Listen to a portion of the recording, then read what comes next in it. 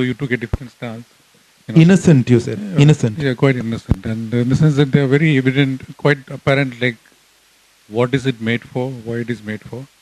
And it is just doing that. And so it is a politics, so-called politics that you're talking about, it's quite strongly coming through. So in that sense, I'm saying it is quite innocent. It's not trying to hide the politics. Yeah, it is that way. Yeah. But isn't there, just to go back to something that Ateya had said earlier, all the films also seem to be wanting to grapple with the problem of change and continuity. So in the first film, for instance, like Ateya pointed out, when you have completed the road, you have reached up there to realize that Buddhism has already been here before. So the whole question of, and it is really a dilemma. What came first, the road or something that came before the road? That was already there and they're waiting to welcome the road, as it were. And that presents you with. So on the one hand, you have the problem of having to address the road as something unprecedented, something that will kind of take you into uncharted territories and into a place which is kind of completely virginal, as it were. But there's all of everything that you want. Ateya in fact called it globalization, right? The entire world is up there at the end of this road. So that's a kind of and that might therefore ask the question: what is the quality of innocence, as it were?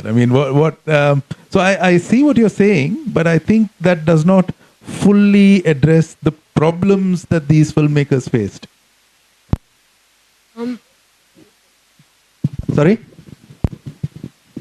The road was constructed for vehicles.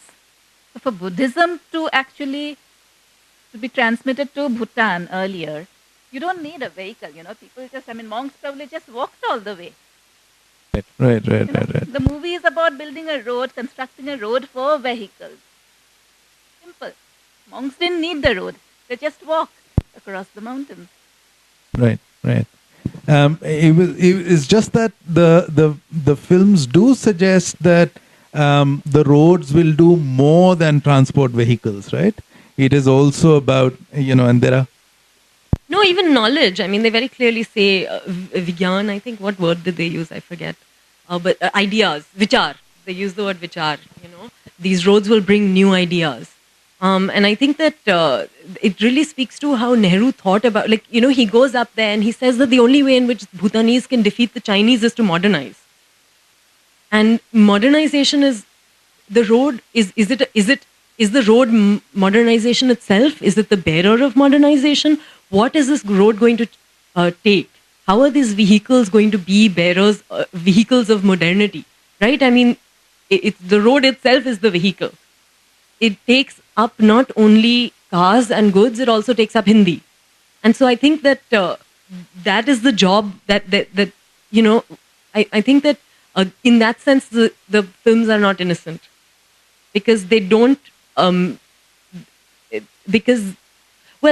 innocence, let me start from another point. It's that I think that the films really grapple with these complicated ideas. In that sense, I agree with you that they're not innocent. They have to deal with the question of the fact that, you find Buddhism already there where a new technology is going. They have to grapple with the fact that the road is not only taking vehicles, it is also taking vichar. It is also taking language. How do you start a film with this idea of civilization in which everyone is in a hurry, but then you but then you talk about taking that civilization up there, and then Nehru talks about it as well, which is that, they also don't have the ills of the modern age. And so all of these problems are really things that the films grapple with. They're not unaware that these problems exist. They don't see the roads purely as beacons of hope. Although the project, the Leh Kargil Road, is called Project Beacon, coincidentally.